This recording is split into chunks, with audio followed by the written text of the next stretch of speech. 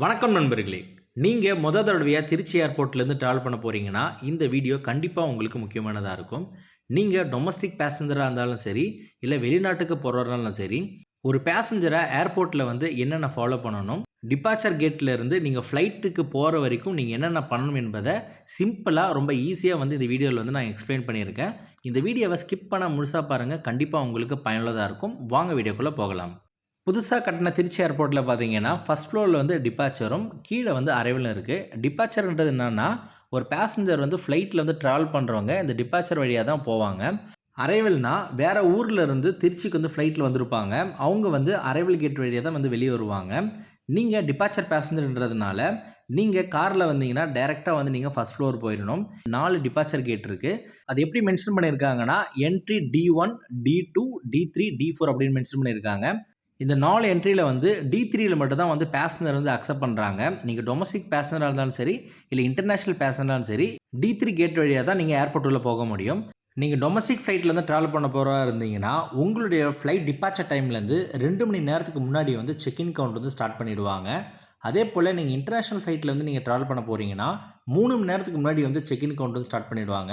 அதனால அந்த டைமிங்க நோட் பண்ணி அதுக்கு முன்னாடி போய் நீங்க ஏர்போர்ட் வந்து ரீச் ஆகுறது ரொம்ப ரொம்ப நல்லது. வீடியோல பார்க்குற என்ட்ரி கேட்ல வந்து நீங்க போனதுக்கப்புறம், நீங்க டொமஸ்டிக் பேசஞ்சரா இருந்தீங்கன்னா, உங்களுடைய டிக்கெட் காப்பி அப்படி இல்லைனா வெப் செக் இன் போர்டிங் பாஸும், உங்களுடைய ஐடி ப்ரூஃப் அதாவது கவர்மெண்ட் இஷ்யூ பண்ண ஃபோட்டோ ஐடி ப்ரூஃப் எதுவா இருந்தாலும் நீங்க குடுத்துட்டு, நீங்க உள்ள வந்து என்ட்ரி ஆகலாம்.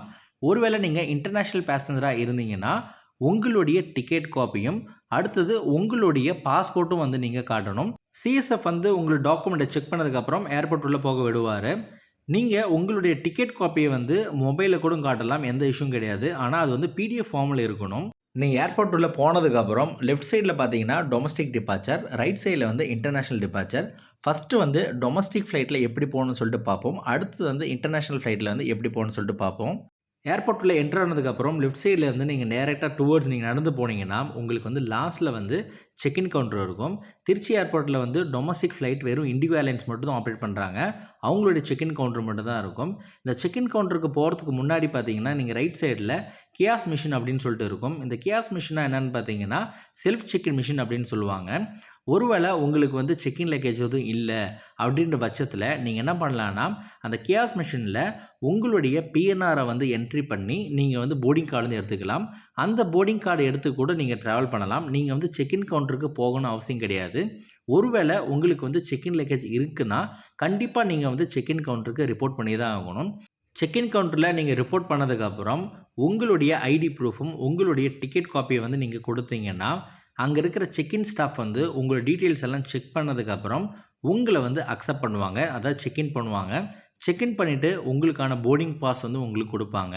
அதேபோல உங்களுடைய செக் இன் லக்கேஜ வந்து அக்செப்ட் பண்ணிட்டு, அக்செப்ட் பண்ணதுக்கு ப்ரூஃபா வந்து பேக்கேஜ் டேக் வந்து உங்களுக்கு போடுவாங்க. அது மட்டும் இல்லாம கிளைம் போர்ஷன் ஒண்ணு சொல்லுவாங்க. அது சின்ன போர்ஷன் இருக்கும். அந்த போர்ஷனோட உங்களுடைய போர்டிங் பாஸோட இணைச்சு உங்ககிட்ட குடுப்பாங்க. அந்த போர்டிங் பாஸ் எடுத்துக்கிட்டு டைரக்ட்டா நீங்க டொமஸ்டிக் செக்யூரிட்டி செக் வந்து நீங்க போகணும். திருச்சி ஏர்போர்ட்ல இன்லைன் பேக்கேஜ் ஸ்கிரீனிங் வந்து இம்ப்ளிமெண்ட் பண்ணியிருக்காங்க.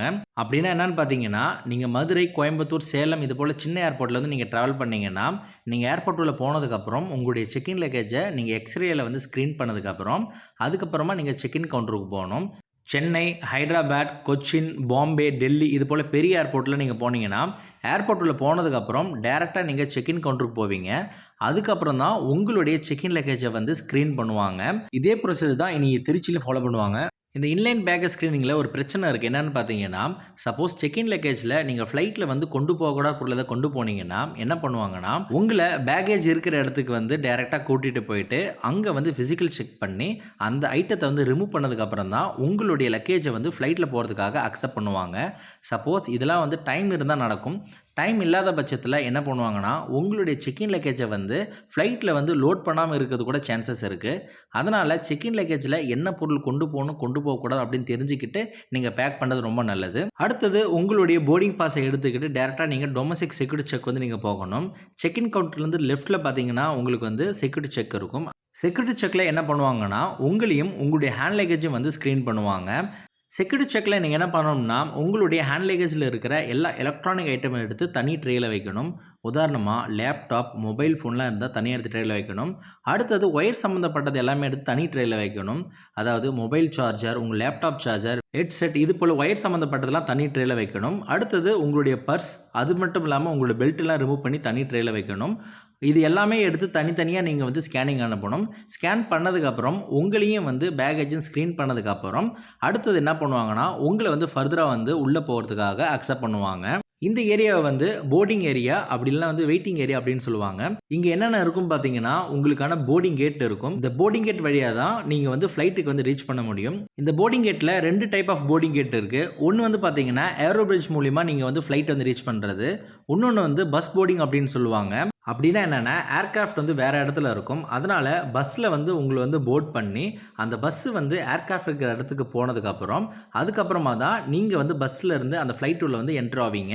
இது வந்து பஸ் போர்டிங் அப்படின்னு சொல்லுவாங்க. திருச்சியை பொறுத்த வரைக்கும் ஹைதராபாத்துக்கும் பாம்பேக்கும் மட்டும்தான் உங்களுக்கு வந்து ஏரோ பிரிட்ஜ் வந்து போர்டிங் இருக்கும். மீதி எல்லா ஃப்ளைட்டுக்கும் பார்த்தீங்கன்னா உங்களுக்கு பஸ் போர்டிங் தான் ஆப்ரேட் பண்ணுறாங்க.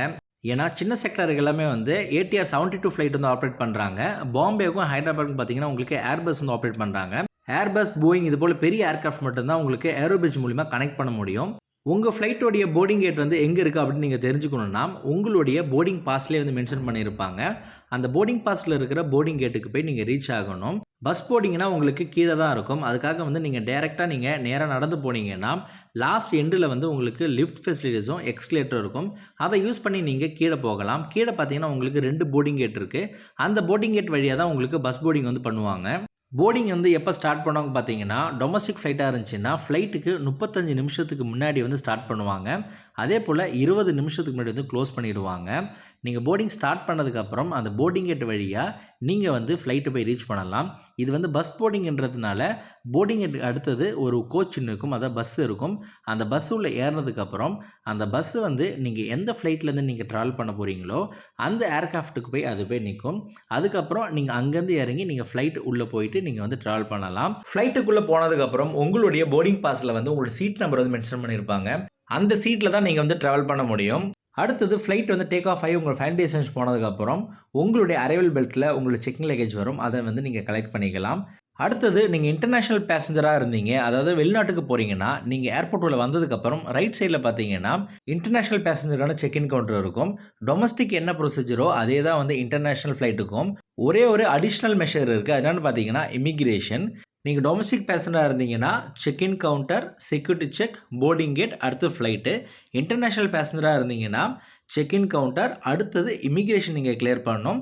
இமிக்ரேஷன் கிளியர் பண்ணதுக்கப்புறம் செக்யூரிட்டி செக், போர்டிங் கேட், அடுத்து ஃப்ளைட். இந்த ஒரே ஒரு வித்தியாசம் மட்டும்தான் உங்களுக்கு இன்டர்நேஷ்னல் பேசஞ்சராக நீங்கள் இருந்தீங்கன்னா இருக்குது. மீதி எல்லாமே வந்து உங்களுக்கு சேம் தான். அடுத்தது திருச்சி ஏர்போர்ட்டில் என்னென்ன ஃபெசிலிட்டிஸ் இருக்குதுன்னு பார்த்தீங்கன்னா, புது டெர்மினலில் பெரும்பாலான கடைகள் எதுவும் கிடையாது. ஒரே ஒரு ஏடிஎம் மட்டும் அரைவலில் இருக்குது. டொமஸ்டிக்ல இன்டர்நேஷ்னல் பார்த்தீங்கன்னா லான்ச் ஃபெசிலிட்டிஸ் கூட கிடையாது. வருதுன்னு சொல்கிறாங்க, ஆனால் எப்போ வருதுன்னு தெரியல. இது போல் நிறைய ஃபெசிலிட்டிஸ் வந்து வரணும் அப்படின்னு சொல்லிட்டு எதிர்பார்க்கப்படுது. ஒரே ஒரு முக்கியமான ட்ராபேக் என்னென்னு பார்த்தீங்கன்னா, பழைய திருச்சி ஏர்போர்ட்டில் பஸ்லேருந்து வரவங்க இறங்கினோடனே ஏர்போர்ட் வந்து என்ட்ரி வந்துடும். ஆனால் இந்த புது டெர்மினலில் பார்த்தீங்கன்னா பஸ்ஸை விட்டு இறங்கி கிட்டத்தட்ட 1 கிலோமீட்டர் வந்து உள்ளே வந்து நடந்து வர மாதிரி இருக்குது. ஆட்டோ ஃபெசிலிட்டிஸ் கூட கிடையாது. காரில் வரவங்களுக்கு எந்த பிரச்சனையும் கிடையாது. டேரெக்டாக வந்து டிபார்ச்சர் கேட் வந்துடலாம். ஆனால் ட்ரெயின்லேயோ இல்லை பஸ்லேயோ வரவங்க ரொம்ப தூரம் நடந்து ஏர்போர்ட் உள்ளே வர மாதிரி இருக்குது. இதுக்கு மட்டும் ஏதாவது வந்து ஃபெசிலிட்டிஸ் வந்து கிரியேட் பண்ணி கொடுத்தாங்கன்னா ரொம்ப நல்லாயிருக்கும்.